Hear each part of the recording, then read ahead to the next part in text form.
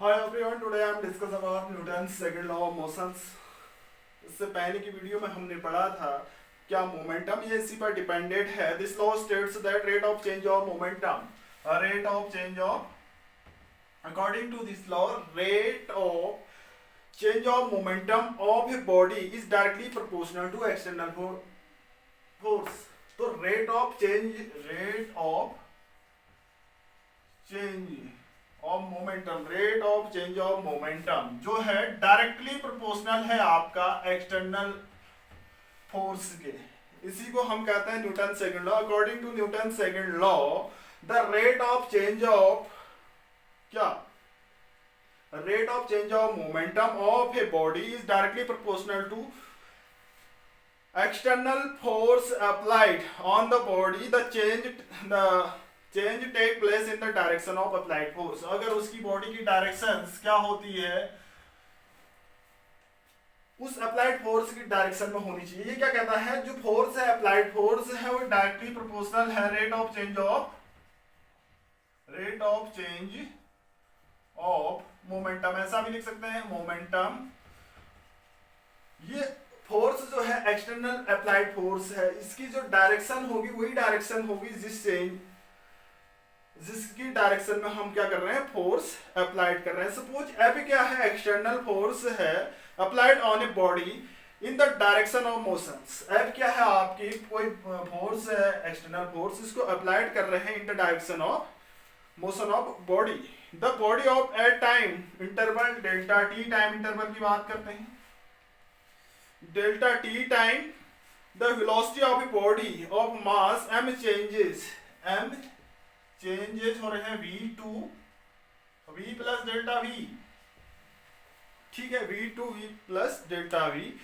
Then change in momentum कितना होगा p is equal to m into delta v. Mass तो इतना ही है लेकिन उसकी वेलोसिटी क्या हो रही है आपकी चेंज हो रही है. तो according to Newton second law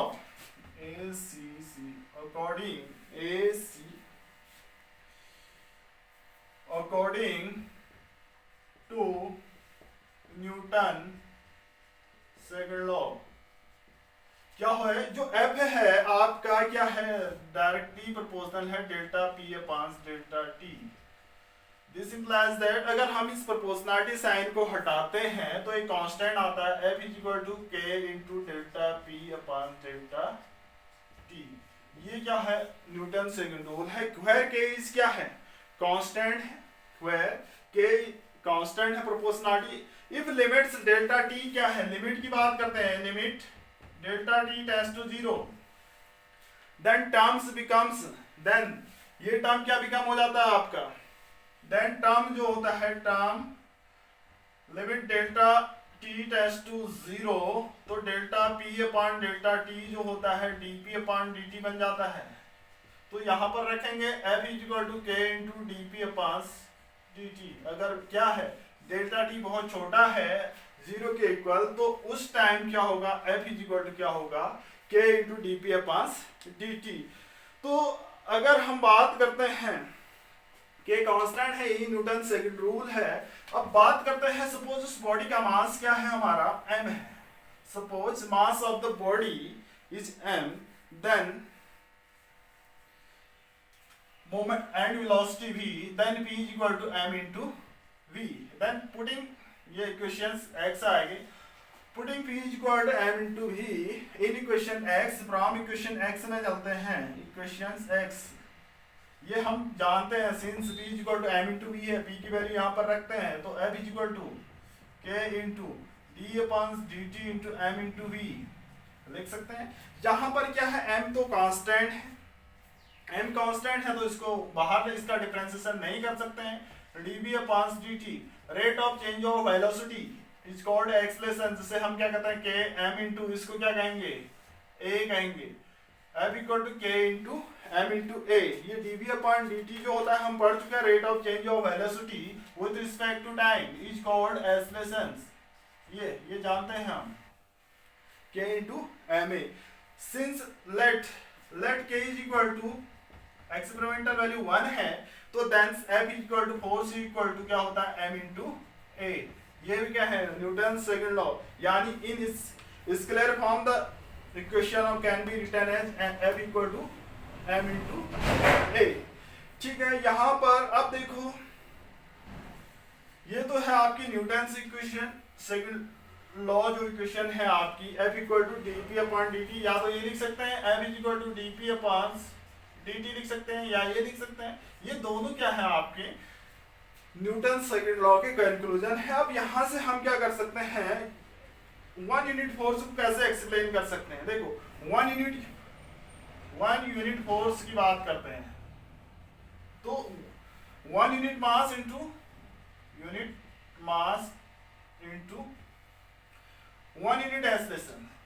one unit acceleration, ठीक है। वन यूनिट फोर्स में भी डिफाइंड है, कैसे डिफाइन कर सकते हैं। One unit force defined the force which produce unit acceleration in a body in unit mass.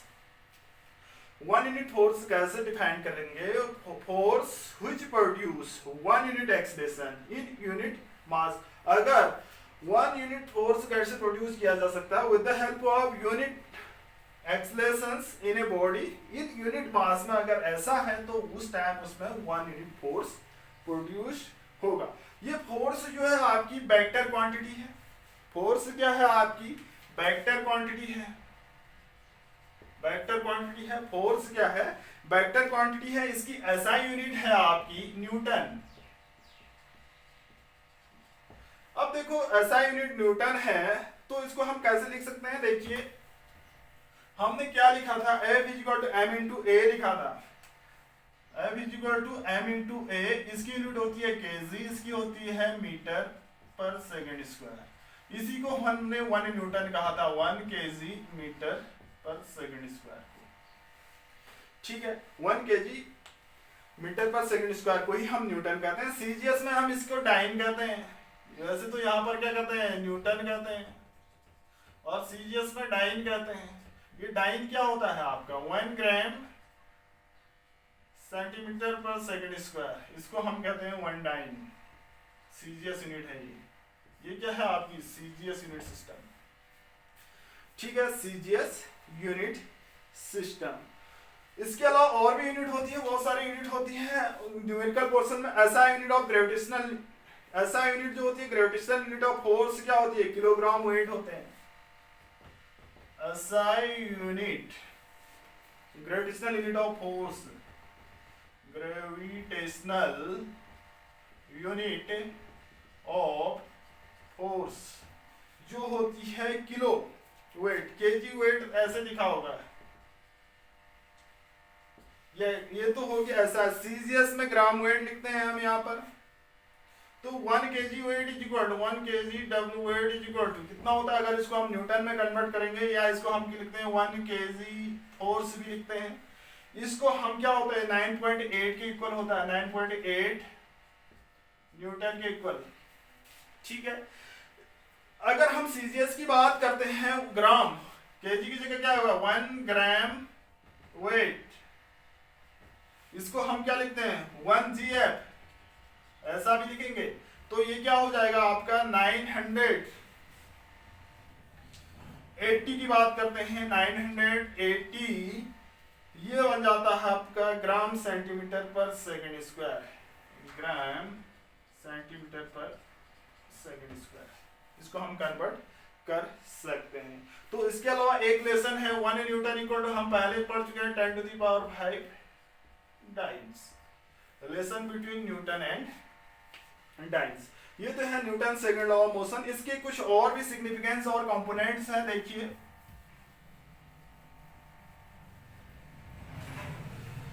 Newton second law in component from the Newton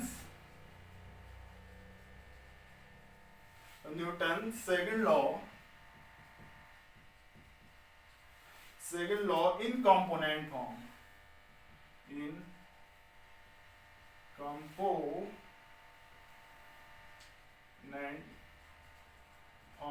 and क्या सिग्निफिकेंस, इसका महत्व। Significance Newton second law in component form and significance, क्या physical significance होगा।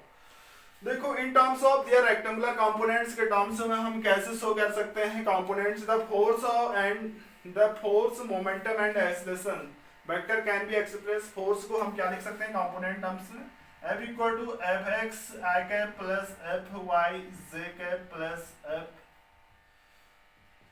Z के cap लिख सकते हैं ऐसा।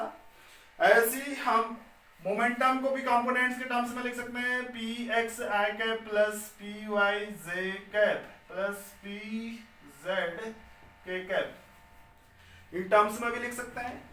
Acceleration A equal to A x I cap plus A Y J cap plus A Z के कैप।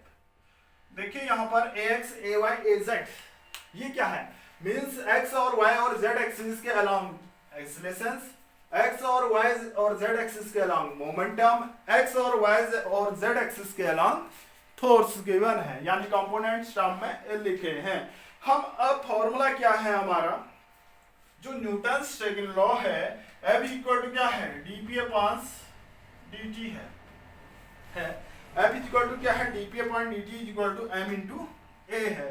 शॉर्ट में हम ये लिख सकते हैं, putting this value in equation, इस इक्वेशन में लिखिए f की जगह रख देते हैं एफ एक्स आई कैप प्लस एफ वाई जे कैप प्लस एफ जेड के cap is equal to D upon dt p x I cap p y plus P Y J cap plus P Z के cap लिख सकते हैं, is equal to m into A x I cap plus A y into j cap plus A z into k cap. यानी हमने इसको component form में लिख चुके हैं। तो equating the components along the three coordinate, अगर हम equating the components along the three coordinate, equating the component along three coordinate system की बात करते हैं, equating the components along three coordinate system, three coordinate system. तो यहां से हम फोर्स को क्या लिख सकते हैं, एक्स एक्सिस के अलोंग फोर्स कुछ होगा, वाई एक्सिस के अलोंग फोर्स कुछ होगा, जेड एक्सिस के अलोंग फोर्स कुछ और होगा। तो यहां पर हम क्या लिख सकते हैं, एफ एक्स इक्वल टू क्या D P X upon D T is equal to M into A X लिख सकते हैं। और ऐसी F Y is equal to क्या लिख सकते हैं, F Y equal to D P Y upon D T is equal to M into A Y, ऐसा भी लिख सकते हैं, एम इंटू बेस पर है एम इंटू ए वाई है। ऐसी F Z is equal to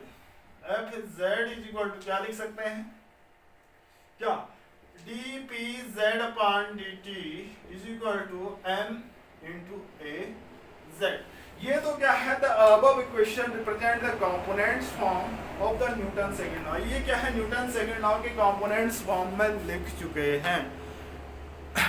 ठीक है, ये तो है आपका क्या Newton second law in component form.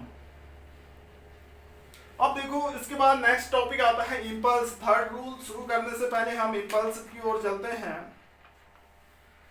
तो होता क्या है, जनरल आइडिया दे देते हैं इंपल्स होता क्या है, नेक्स्ट वीडियो में पढ़ेंगे इंपल्स होता क्या है। इंपल्स क्या है, measure of the action of the large force acting in A small time taken is called impulse. ठीक है, इंपल्स जिसको हम आई से डिनोट भी करते हैं, आई से क्या करते हैं, डिनोट करते हैं। इंपल्स इक्वल टू होता है average force into short time, means बहुत छोटे से टाइम के लिए क्या लग रहा है, फोर्स लग रहा है। ये भी एक वेक्टर क्वांटिटी होती है। ठीक है, इसकी यूनिट न्यूटन सेकंड्स।